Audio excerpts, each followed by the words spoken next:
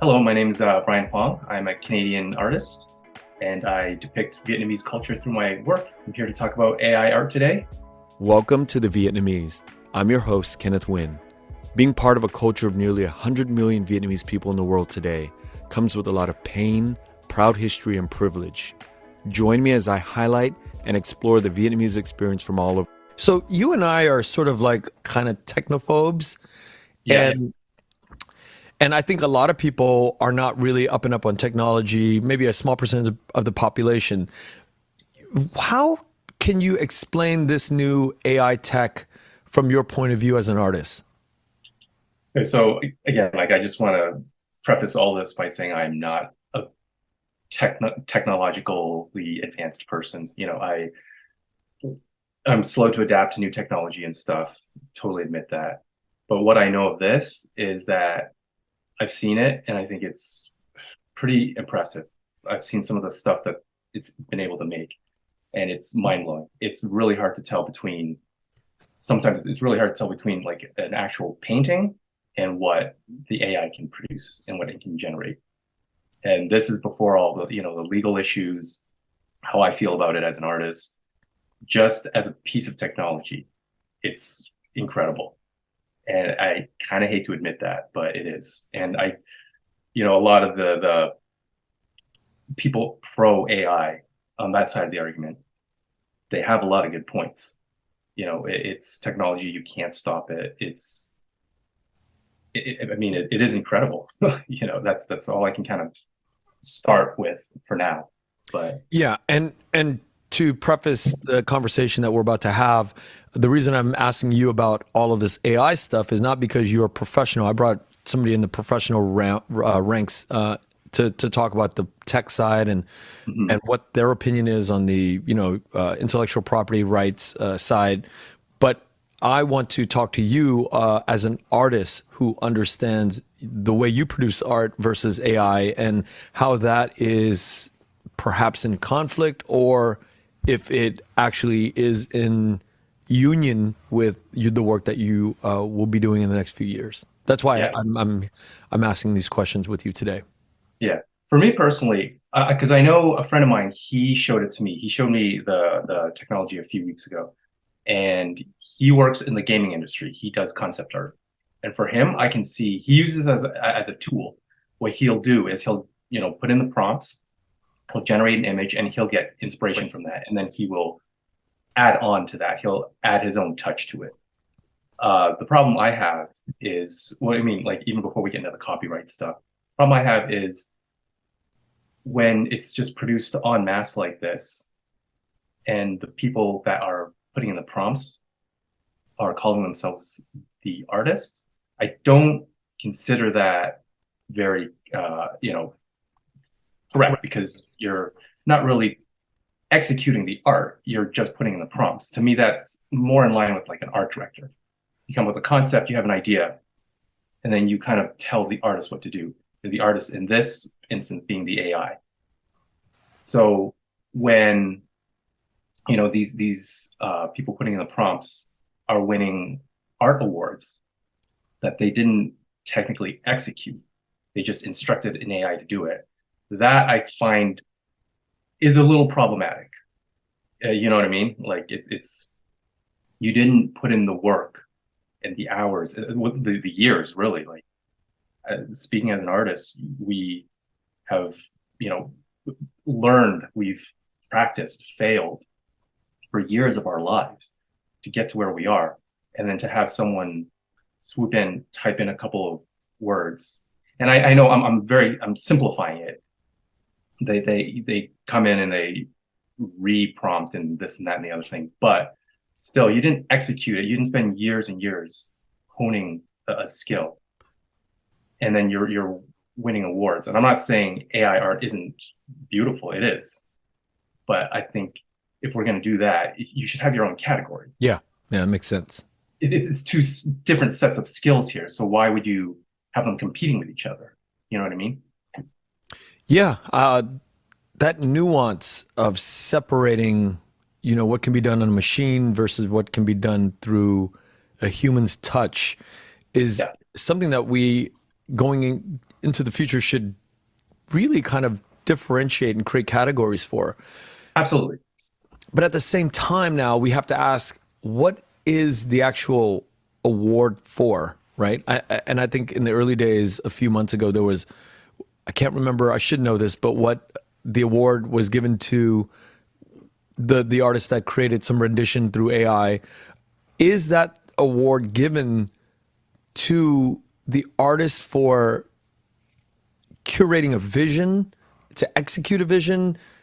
What is the award given to the artist for? Yeah, that's a good question. I think again that goes to category, right? Like if you are talking about concept, that's one thing. You're talking about actual execution, actual, because when we create an illustration, we're putting our actual hand into the work, whether it's by a paintbrush or even like a Wacom tablet. You're still putting your touch on it. But when and that's the execution. But when you're talking about concept, then I could see, that is a different category in its own. So the concept of creating the idea behind the AI generated illustration, that should be a category separate from the actual execution of the piece itself. Because again, they're two completely different skill sets. Have you typed in Brian Hoang art to prompt it under you yet? I'm kind of afraid to. It's one of those ignorance is bliss kind of things. Because I mean, I don't think like I don't know. I really don't know.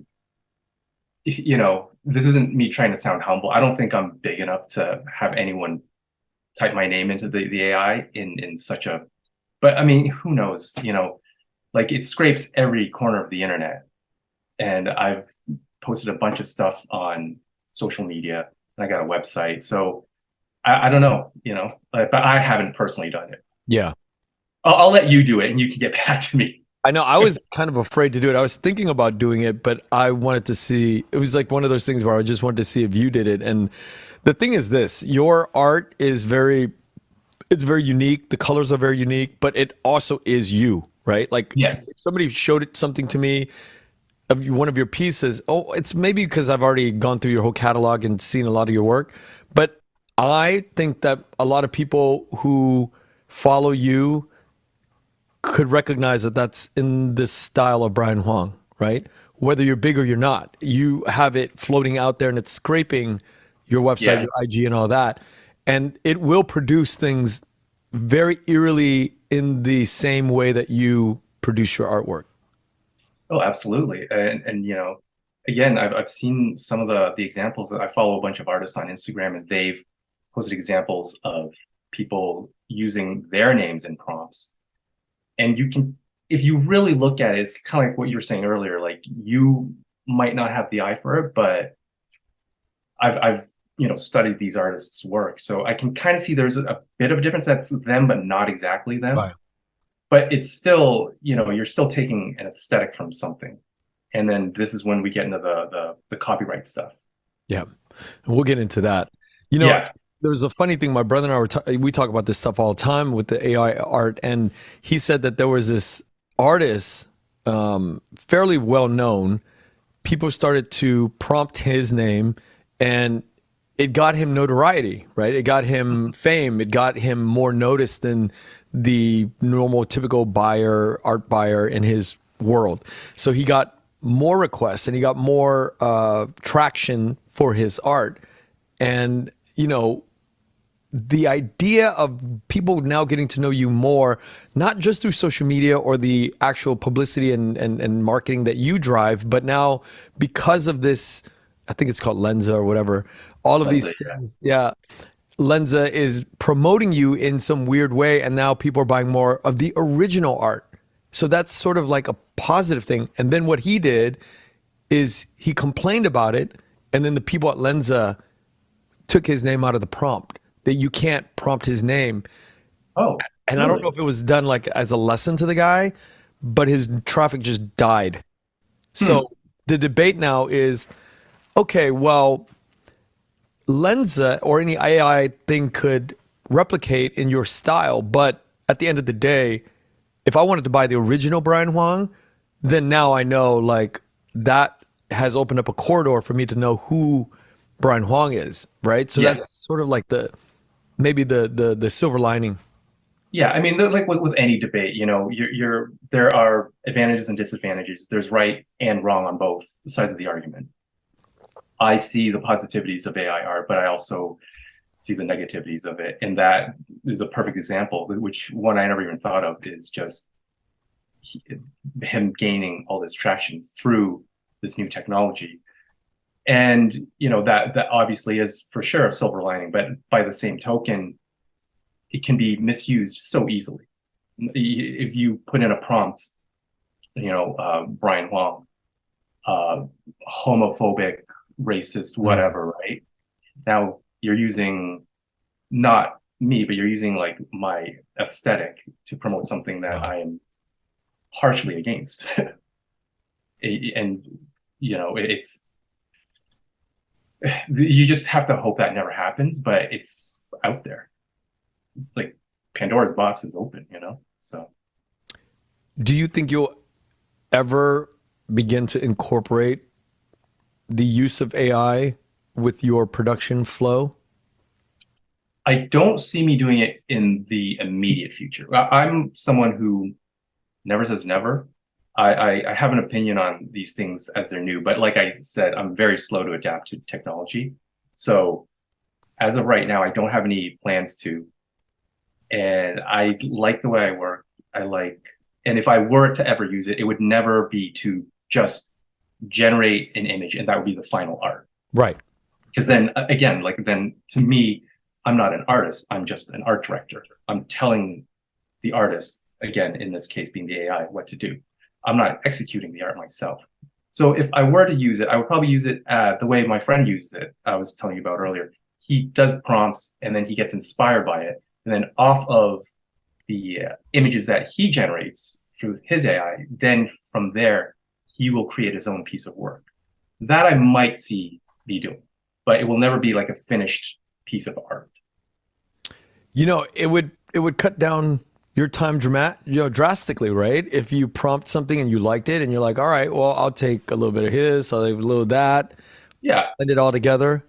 and for sure, and like again, like that's totally what he uses for. He says what used to take him, 2, 3 days to do, he can get done in like 8 hours now Wow. because it's all there.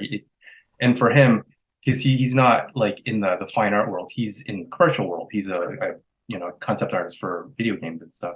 So when they need an idea, and he's hit a Block. block, like Mhm. creator's block, this is a perfect tool for him to use.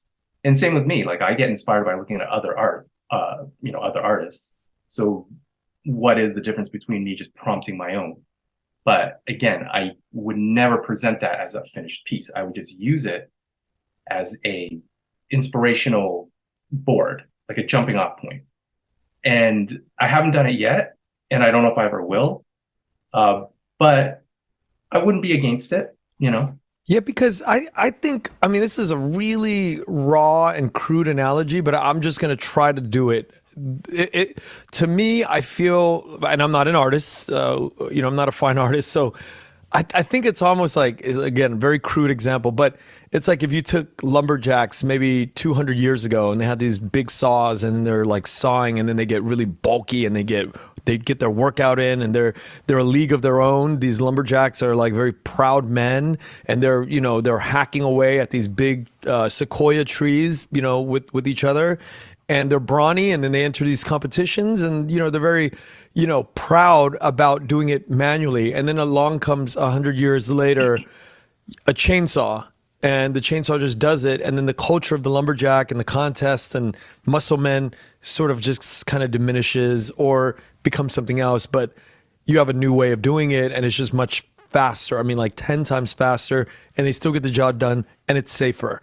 And I imagine the acceptance of an artist within the AI realm going from, hard tools of pen to pad, whether it's a digital pad, it'll be just much quicker to go right into the chainsaw era of AI, if you will. See, with that comparison, I would compare the chainsaw to the Photoshop era. You know, Photoshop has cut Mm, back on a lot of time. You can just easily, if you make a mistake, you can easily undo. I still work a mixture of traditional and Photoshop. I like to still have an original piece of art. I still like the feeling of like paintbrush and pencil and pen on a board or a paper. So I still make all my images like that. And what I'll do is I'll color it on Photoshop. And that definitely cuts back on time. Now, what I would compare the AI era to is I don't know what do you call them, like the foreman, I guess, of the logging yeah. company, whatever, would tell, okay, I need this tree cut down, this tree cut down. They don't do the actual chainsaw or sawing. That's the artist's Yeah. job, Got it. the lumberjack. The guy telling what to do isn't a lumberjack. Mm. That's what I feel the people just putting in the prompts are, uh, if that makes sense. Yeah, that makes sense. That makes total sense. Yeah. I'm just trying to make sense of all this. Really bothers me. This AI stuff bothers me because I think you and I, it bothers me because the technophobic side of me, of not wanting to lose the art, not wanting to lose sort of the beauty. I guess because, you know, in the age of, like, I think for me, Britney Spears and like all of this produced, overly produced, I think Britney Spears and Backstreet Boys, like at that time, for me, in my mind, it just felt like all the music from that period until now has followed into a very cookie cutter. I don't even know if the comparisons are even, you know, to the AI art even makes sense. But in my mind, like, music just got corrupted after we got off the analog, after we got off acoustic. We didn't have the virtuosic ability to play instruments and create that feel, right? Like a drummer, a jazz drummer has its, you know, there's pockets and there's feelings and there's highs and lows that are created organically through our hands or through our vocal cords. And I Yeah. feel like I'm afraid to lose that once again in filmmaking and in screenwriting and all of the things that are happening at a digital clip, digital speed. Yeah, I get it. I still think like with that, I still would compare to, the Photoshop era. Yeah.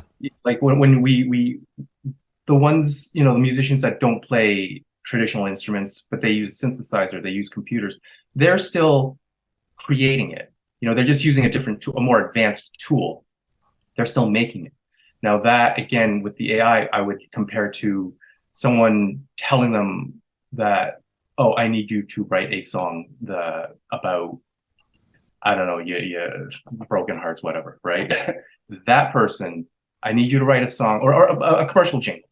This is our product. I need you to write a jingle though. That's the person prompting the AI to generate, prompting the musician to make a song, whatever instruments they use. But they're the ones telling the musician what to do, But like the person putting in the prompts. There's still, even with electronic music, there's still an execution to it. That there's a human hand writing the music, executing it, like manipulating their own instruments, whatever they happen to be, traditional or electronic. then now aren't we extending ourselves into the person who is entering the prompt is now an artist, right? See, I don't I think they are the concept, like they have the idea for it, and you can call it a collaboration. And if again, like if they go in, use that as a tool, and then they tweak it, they put their own hand in it. They are doing some execution. They are putting some work into the actual finished image. But I feel that if all you're doing is putting in the prompt, the description, you're a great idea person. You're creative. I'm not saying you're not creative. I'm just saying you didn't make this art.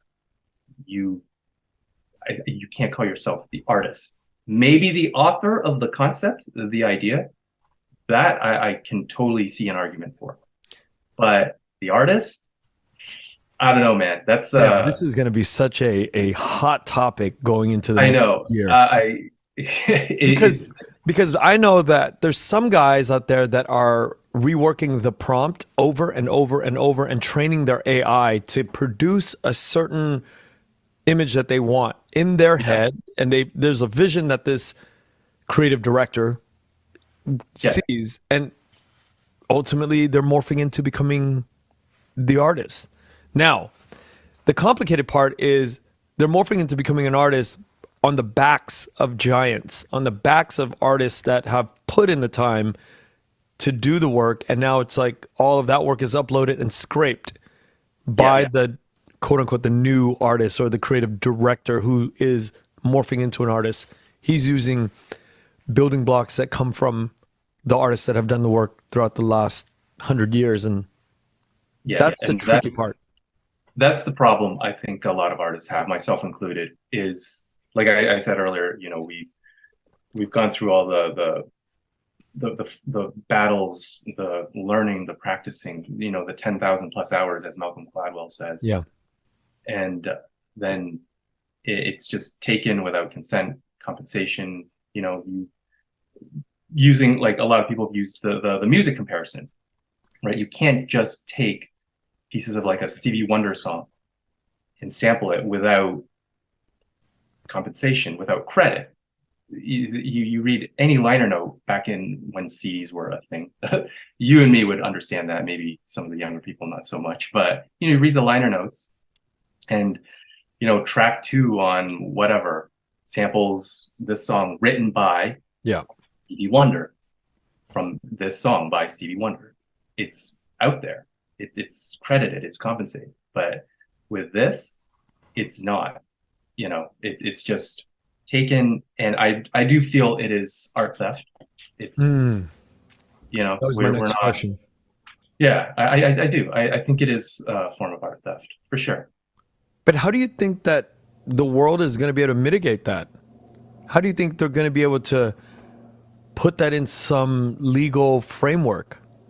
Well, that's the thing. Like, if I think the argument right now is if you were able to do it for the music industry, why not the art, like the visual art community? You know, because I'm not a super expert on like legalities, laws, all that stuff, but I know the basic. I think there's this thing called the Berne Convention from like 1880 something, where it was agreed upon by a lot of countries. I think almost 200 countries or something like that, like over 150 countries. That once a piece of art, whether it's a painting, a piece of music, a performance, once it has been made, it is automatically copywritten. You don't have to register it. It has to be an original piece, obviously. Like you can't just, copy like a piece by another artist and then call it your own. And that doesn't work. But if it's an original piece of art or music by yourself, it is automatically copywritten. So this is copywritten work that the AI is scraping from the internet. So why aren't we being protected from that? You know? Wow. Yeah, What a it's hot and I mess. think that I think I don't know again, like I don't know the history or the legalities of it, but I think now we have something called the WIPO, the World Intellectual Property Organization. That I think evolved from the Berne Convention, which also again protects creative works by original creative works by artists. When you go to a Comic Con or one of these comic book conventions, typically, like at a big one in San Diego or LA, the first Mhm. floor is, where all the original product, you see Marvel product and all the toys and stuff. But if you go to the basement levels, you see all the art, the fan artists making renditions of the upstairs legal sort of, so they make Yeah, all of this like Wolverine, but in the style of like a chibi, like a small like body, big head. They'll just yeah. like riff on what intellectual property on the corporate level is existing, and they'll just create some new fan art. That stuff is legal. That stuff is, I think it's quite a gray area. yeah. That I'm not. and I've done that myself at conventions. I've used IPs. There's a gray area there. I don't know where the line is between, where it's like ripping off an IP or fan art, or like there's the law of parody too, right? You're allowed to parody something. Yeah. Does this count as a parody? I don't know. That I don't really know how to speak on. Have you seen a proliferation of AI art in that way yet? On the basement floor, quote unquote, the basement, proverbial basement floors of these Yeah, conventions? not yet, but that is a big thing that crossed my mind once this started coming out. How much of this are we starting gonna see, at these fan conventions and these booths? And is like, yeah, I don't know. Like I'm trying so hard. I'm trying really, really hard not to be a gatekeeper. I don't want to keep people from Yeah. producing these images that they enjoy. But by the same token, I would like a little, just more understanding on our part, Yeah. a little empathy. Again, going through all the work that we've done, and to have something just our skills and our images taken to create something in a matter of minutes, where we've spent years working on this. You you got to understand why we're a little upset about it, right? Totally. Of course. So yeah, so with the conventions, that I still don't know exactly how I feel about it, because I don't want to keep people out. I want to welcome as many people in as they you know I'm not afraid of competition. Because I know the people who like my work will follow my work, and I support other artists too. So I like seeing new work. But are you, again, going back to like, are you the artist of this? Did you execute it? Did you make it with your hands, or did you just have a computer do it for you in like 2 minutes? It's a Yeah. different medium.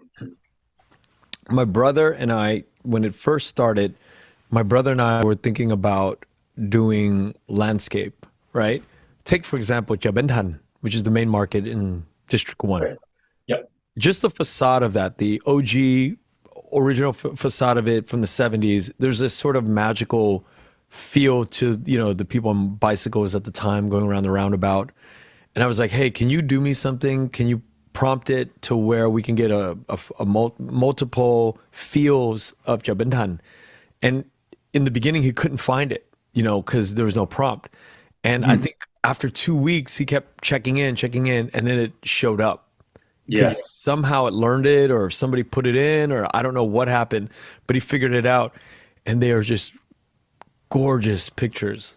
They're just different feelings of that 70s era, Yeah. but done in just such cool colors, and the precision and the quality of the images were like, that's when I started to think about you. I was like, I got to reach out to Brian. That's when I start to reach out. Yeah. That's that's what I mean. I've seen AI art. It looks good. It looks fantastic. Some of the images my friend showed me are stunning. If I didn't know better, I would have put it up on my wall, But you it's know. weird. Like, why wouldn't it create bad looking art? Right? Like, why doesn't Well, it create? Yeah. I mean, it started out looking really crude, Mm. but as technology goes, it gets better and better with anything. So now it looks It really, looks really really good. good. He'll Yeah. hit the prompt and you'll see like 14 images show up, and every one of them I would print out. I mean, I wouldn't do it, but I mean, I could see somebody printing it out, framing it, and then putting it in their house. And then Yeah. a conversation started with these 12 panels on your wall, and people are like, "Oh, what is this?" And then you can explain, "Well, this is just different fields of Jabintan, right?" It's like Yeah. so I think complicated. it is complicated, and that's why it's just for me. I try to really see the positives of this, and I I do, but I do also lean back towards the art industry, how it affects artists, because it affects me. So I think when these AI companies are charging subscriptions and they're making millions of dollars off of art that they've scraped from other artists, images they've scraped from real working artists, and they're banking off of it, and the artists see nothing from that. I think there needs to be a compromise somewhere. I don't want to stall technology at all. If I did, I wouldn't have Photoshop to work with, which I do use. You can't stop technology, but we have to meet in the middle somewhere, is what I think I would like to see. Some kind of credit or compensation for what we have contributed this willingly or not, but we have. The AI technology wouldn't have existed without these existing illustrations to begin with. It's hard to draw a parallel comparison side by side with the music industry and the art industry, because I think with the music industry after Napster, these companies like Spotify or Apple saw that they could democratize is not really the word, but bundle all of these artists, whether they're known or unknown. And I think for like the bigger artists, they lost all the money, right? I mean, big artists like, it's like Aerosmith, U2, all the big names lost all the revenue in DVD sales or CD sales, but they got the downloads. And all of the smaller artists, I think, benefited because now they could get their, they don't have to go through A&R, they don't have to go through record labels, they could just pump out their own work, upload it, and a lot of people can see it. They get the word out. Then people are going to the small shows in different towns that they post their tour dates, right? Yeah. Is there a parallel that we could say that artists in the future perhaps could piggyback off of this sort of wonderful direction in technology? Yeah, I think there is a way. Just kind of going back to Spotify though, for a second. Again, I don't know the details, but I think it's pretty widely known that what is it? Like the artist gets like a dime for every 1,000 or Yeah, 2,000 plays or it's something. really bad.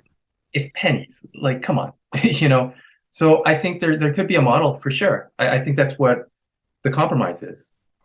If we if every time our name goes into a prompt, Mm. we get like a little residual whatever, right? Just because, and credit too. Like, again, it's this thing of just taking without permission all the work that the artists have put into it, and then these companies are making millions off of it. And again, these companies wouldn't have this AI to bank off of if there were no illustrations to Yeah, pull from it if in there the was first nothing place. existing, they would have Nothing exists. Exactly. nothing to mine. Yeah.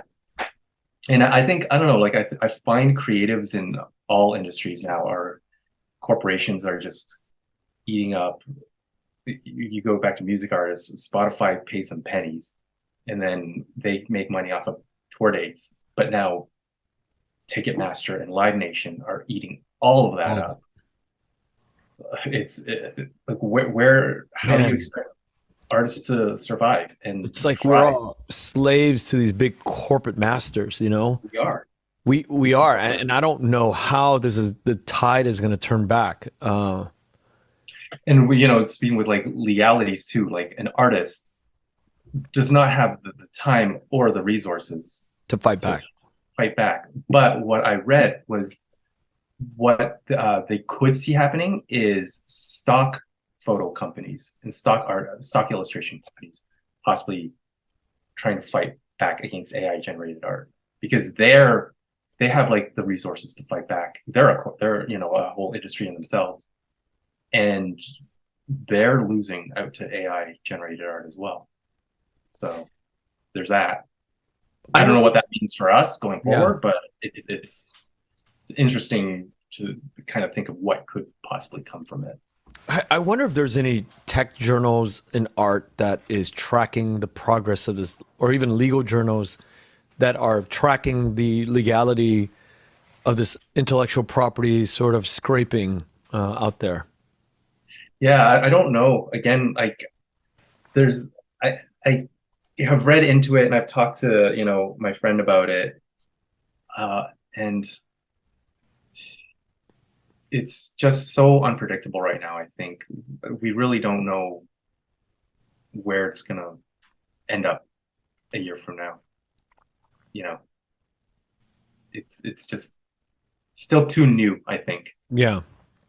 There's not any like precedent set yet for what this industry is going through.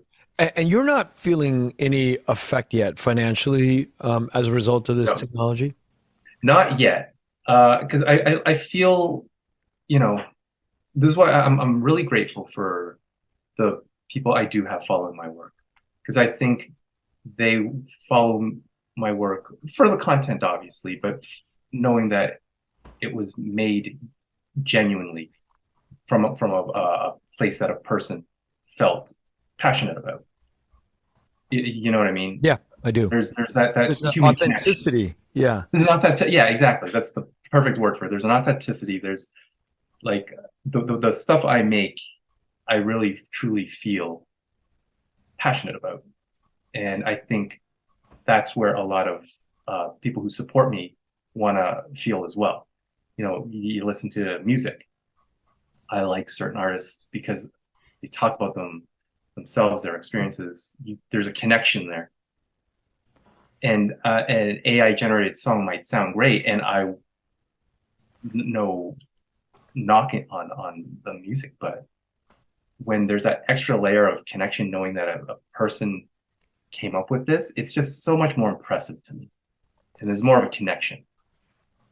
I hope that didn't sound pretentious. No, not at all. Not at all. And this is Okay. a very tender space right now, I think, for artists, you know?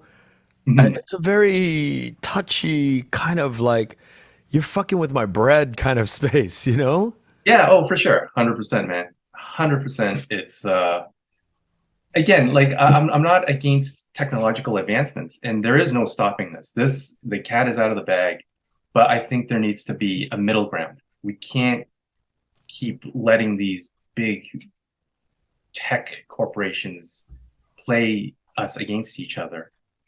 You know, like people are being pitted against artists, artists Yeah. are being pitted against AI technology, and there's got to be a middle ground where, you know, there's some benefit to both sides, and not just the big tech corporation making the millions of dollars, the people who make the Lens app, Yeah. and, you know, all that stuff.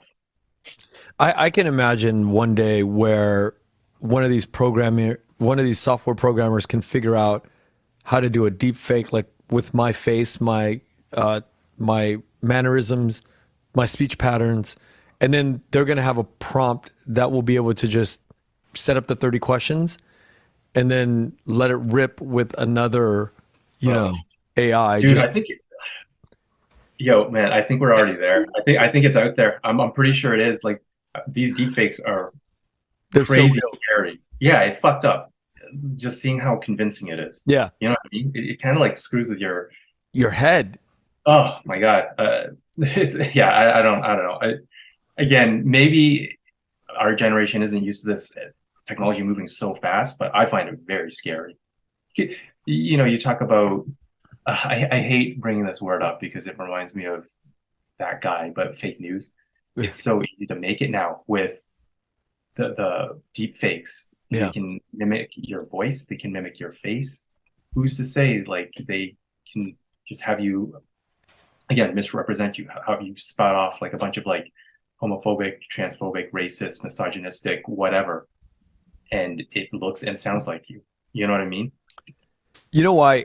I mean, there's a lot of reasons why I love doing these podcasts, but I think one of the reasons that I really like it, in it, especially in a day like today, talking with you, is a year from now we're going to revisit all the stuff that we just talked about in the last few minutes, and Hmm. then we could see the progress or the transition from where we are today with the unknown, because Yeah, we don't know what we don't know yet right now.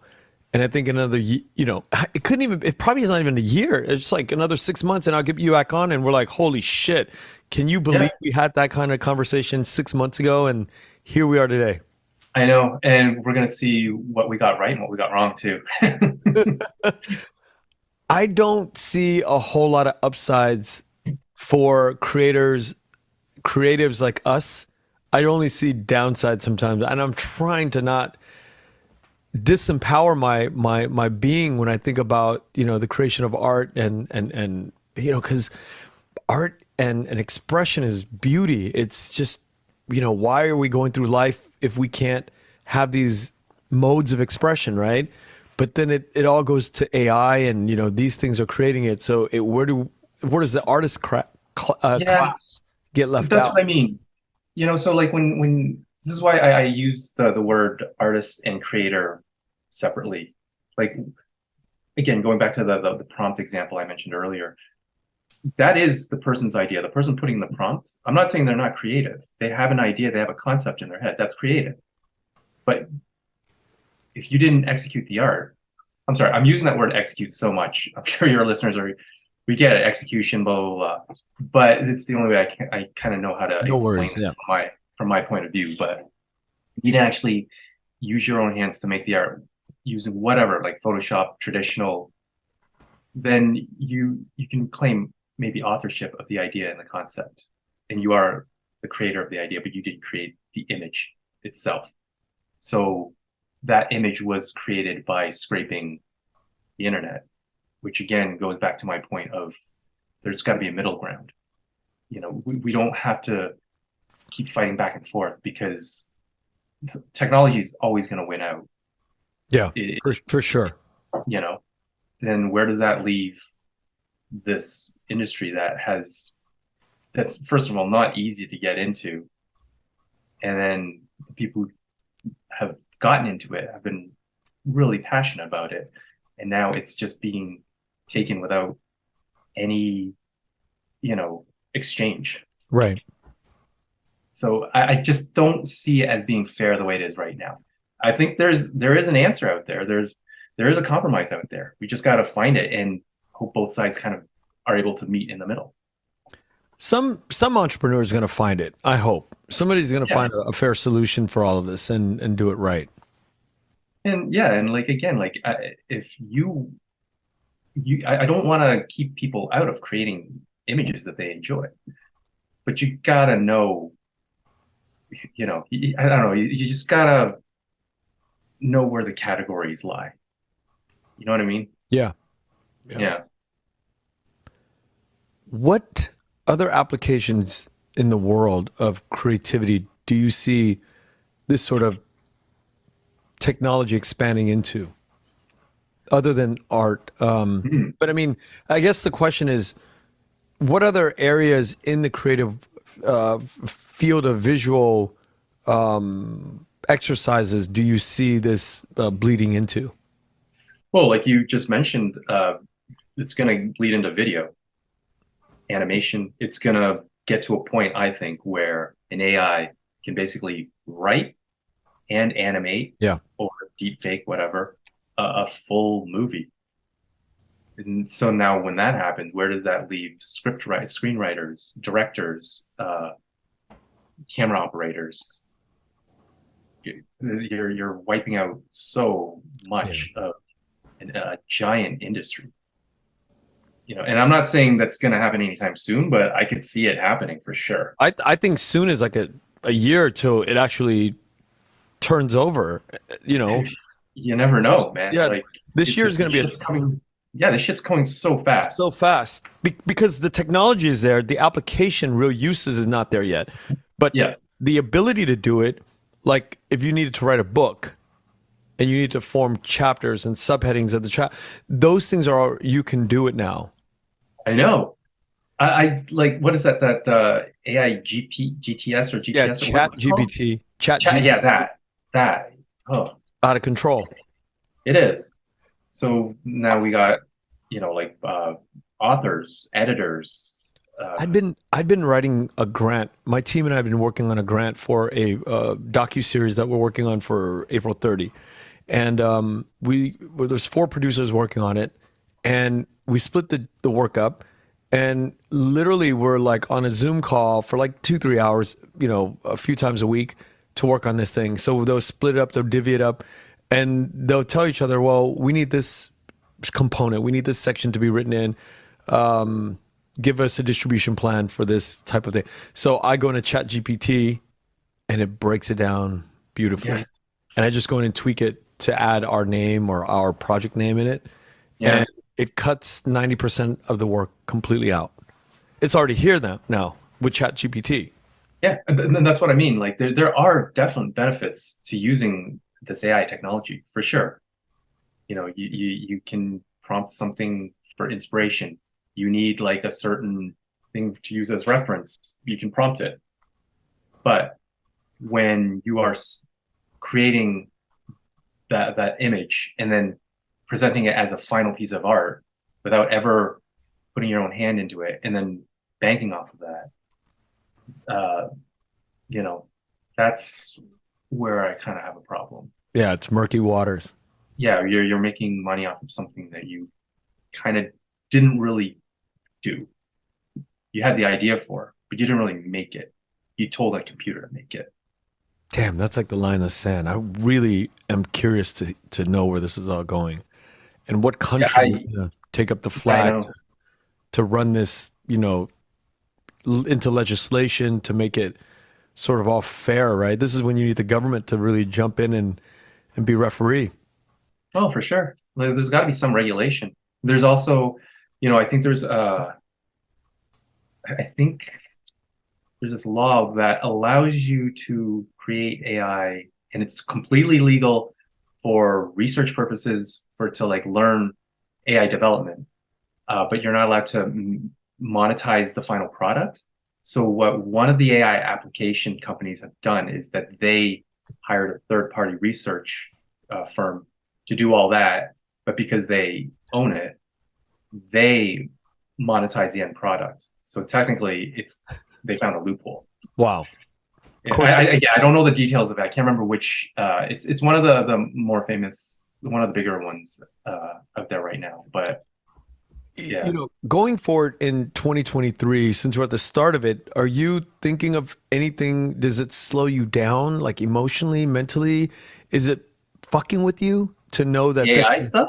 yeah, No, I'm still, at where I am right now. I'm still just pushing along. I'm kind of like, I read a little bit about it. I don't go too deep into the rabbit hole because then, I just it doesn't affect me immediately right away. It does affect me. It affects all artists, but where I am right now, I just don't need that distraction. yeah. So I just am kind of pushing forward with the work that I've always been doing, kind of having it on the sideline and not completely ignoring it. I know it's there, but I just can't let it affect my work right now until, like I don't want to sound like, oh, it doesn't concern me. I'll worry about it when it does. That's not what I'm trying to say. I'm just saying it's just too much of a distraction for me right now. I need to keep making the work that I'm doing for the time being to, well, survive and It, make it, money and put food on the table, pay yeah. rent, pay bills, because this is what it does. It's my Lively. artwork. Yeah. Yeah, like I've like all this here was from art, which I'm so grateful for.